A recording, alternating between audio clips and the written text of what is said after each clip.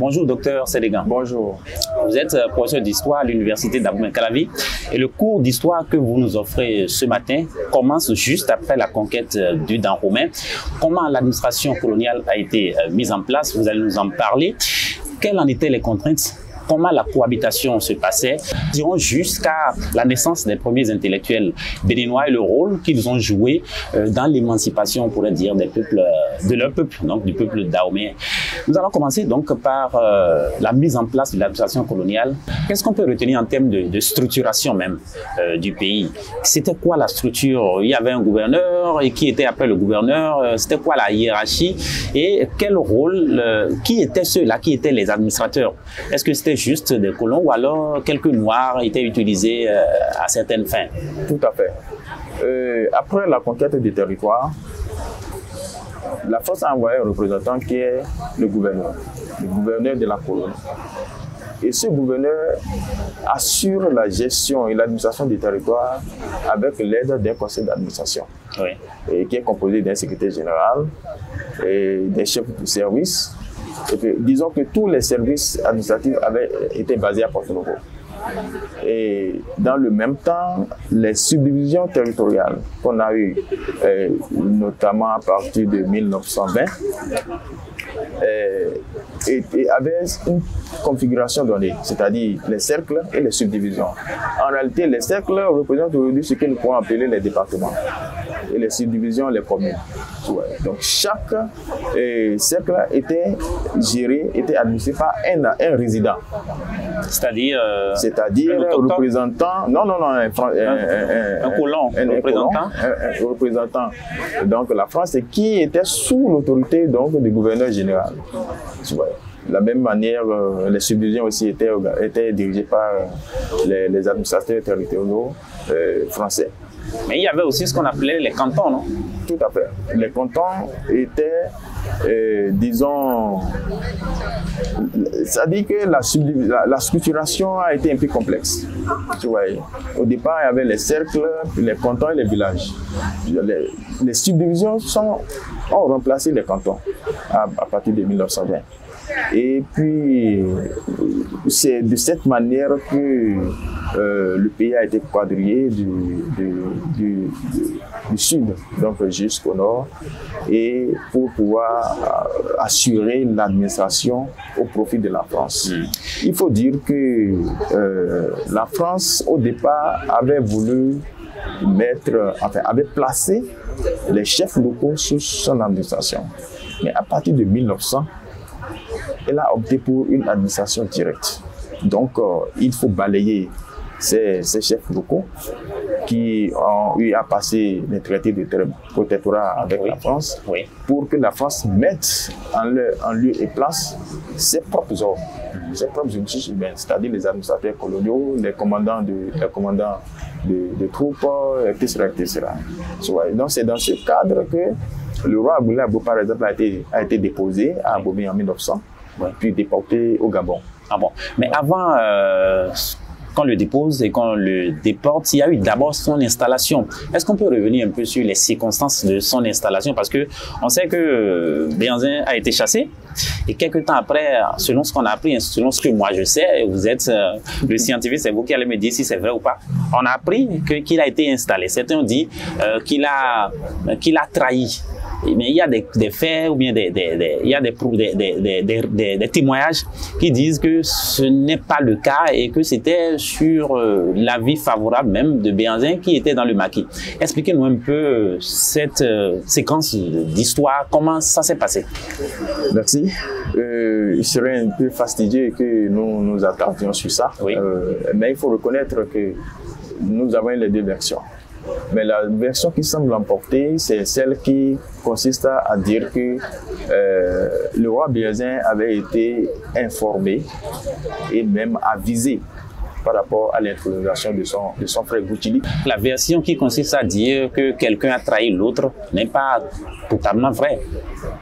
Bon, cela reste peut-être à discuter parce que je ne sais pas à quel moment on peut dire que Boutili a trahi, étant donné qu'il était le chef de l'armée, mais un chef de l'armée qui n'a plus de troupes. Même si on dit qu'il a trahi, est-ce que ce n'était pas le contexte du moment qui l'avait contraint à cette trahison? Il n'avait plus de troupes.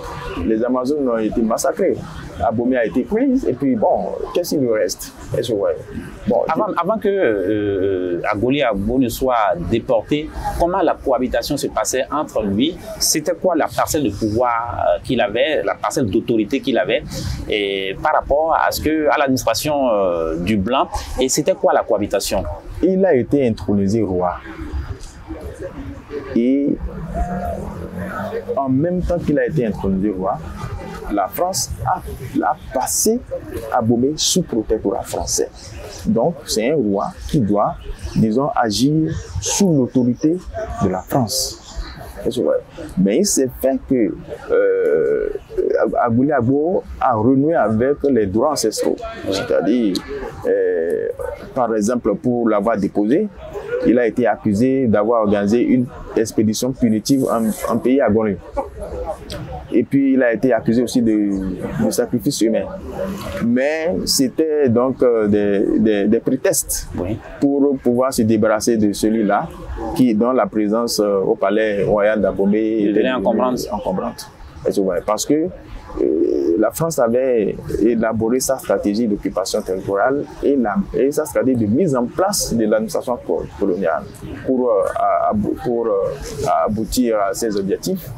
Je pense que la déportation du roi Agolé Agbo s'inscrit dans cette démarche-là. La France voulait une administration directe. Sans personne interposée. Et c'est ce qu'elle a fini par faire. Donc, à partir de 1900, par exemple, le résident supérieur installé à Parakou et qui gérait les cercles de Parakou, a été supprimé. Et puis, en 1904, la colonie du Dahomey et Dépendance a été intégrée à l'Afrique occidentale française, donc pour devenir désormais colonie du Dahomey. C'est vrai. Et donc, à partir de ce moment, tout le pays a été donc quadrillé par la France et puis pour assurer l'administration des personnes, les ressources humaines déployées de la France vers le Dahomey avaient été mises en place pour assurer d'abord la sécurité des colons, pour assurer l'exploitation économique donc, de la colonie et pour mettre en place tous les instruments de domination française sur les populations autochtones. Et c'était quoi l'objectif de tout ça? C'était quoi les priorités de cette administration-là? Les priorités de cette administration, c'était de faciliter l'exploitation économique, puisque l'objectif principal de la colonisation, c'est pour des raisons économiques. C'est pour des raisons économiques que le traité signé entre Gleyler et la France avait été signé à propos de Cotonou. Et c'est ça qui a amené la guerre entre Bienzin et la France lorsque ce traité a été jugé mal interprété, a été remis en cause par la France. Donc, c'est comment exploiter économiquement la colonie. Partout au monde. En Afrique, c'est l'exploitation économique des colonies qui était l'objectif principal de la colonisation. Au Dahomey, nous avions, disons, le palmier à huile qui faisait donc le premier produit d'exploitation du Bénin. Le palmier à huile était recherché dans les margarineries en France pour la fabrication du beurre, parce qu'ils sont très recherchés dans l'alimentation en France, et aussi pour fabriquer les graisses, les huiles et les graisses pour huiler les machines. Parce qu'il fallait perpétuer la production industrielle en Europe. Donc, c'est le développement de l'industrie européenne qui a entraîné donc la colonisation. Et puis, parce qu'il faut non seulement s'assurer de l'approvisionnement en matières premières, mais aussi d'apprendre aux populations africaines comment, utiliser, exploiter les produits manufacturés qui vont être déversés sur le marché africain. Voilà. Quand on parle de colonisation, cela sous-entend domination d'une certaine manière. Mais est-ce que cette administration-là travaillait quelque part pour améliorer un tant soit peu le bien-être des populations dahoméennes, des populations colonisées? Je dis d'office que le bien-être des populations de Dahomey, des populations autochtones ne faisait pas le souci des administrateurs coloniaux. Ils sont venus pour une mission ponctuelle, celle de dominer les populations et d'assurer donc l'exploitation économique du territoire. Voilà la mission. Alors, donc, et pour le faire, il faut soumettre les populations autochtones. Et vous savez, il y a un instrument juridique sur lequel repose la domination coloniale, à savoir le code de l'indigénat.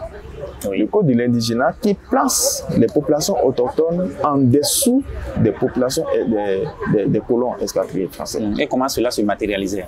Oui, donc lorsqu'on place ces populations autochtones-là, on les met dans cette position, cela veut dire que c'est des gens qui sont prêts, qui sont bons à toutes les corvées. Puisque la conquête du royaume de Dahomey coïncidait à partir de 1914 avec la Première Guerre mondiale. Donc la France, qui était impliquée dans cette guerre, a besoin donc de la main-d'œuvre, des ressources humaines pour aller combattre avec elle au front. Donc d'où une saignée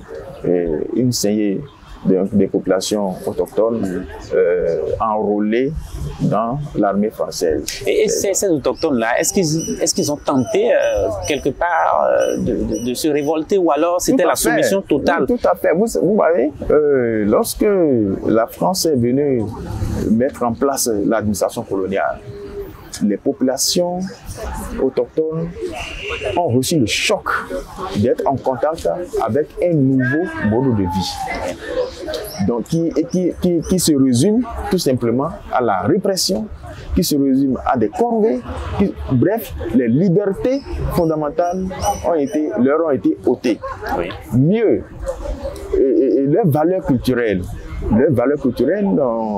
sont jugées donc du paganisme, donc des diableries, oui. Et il faut s'en débarrasser. Et les missionnaires ont joué un bon rôle dans ce cadre-là, dans leur effort d'évangélisation, malgré les problèmes qu'ils avaient rencontrés en ce temps-là. Donc, ils n'avaient pas de liberté, ils n'avaient que à exécuter l'ordre du colon. Voilà le mode de vie auquel ils sont confrontés. Alors, vous savez bien que la liberté est innée en homme. Oui. Donc, il y a eu des révoltes, il y a eu des résistances. Certaines populations et certains hommes dahoméens ont organisé les résistances. C'est le cas, par exemple, des résistances, la résistance des Sakwa de Guitou, dans la commune de Foyobé, oui. Qui se sont révoltés contre l'administration coloniale parce qu'ils refusent l'enrôlement forcé dans le service militaire. C'est le cas aussi des populations oligères, oui. Qui ont organisé une résistance aussi. Une résistance réprimée. Mais toutes ces, les Kaba, Biogera et autres, tout cela, se sont révoltés contre les abus du pouvoir colonial mis en place après la chute du roi Biazin. Alors, mais toutes ces résistances ont été matées et réprimées dans le sang. Kaba a été tué et décapité. On l'a montré de façon machiavélique sa tête aux populations pour leur dire si quelqu'un continue à faire oui. Cela. Pour dissuader toute autre tentative. Donc voilà comment ça. Il y a eu des populations qui sont révoltées parce qu'elles ne se retrouvaient pas dans ce nouvel ordre mis en place par la France et c'était inacceptable. Mais malheureusement, la France a pris les gros moyens pour pour les tenir au respect.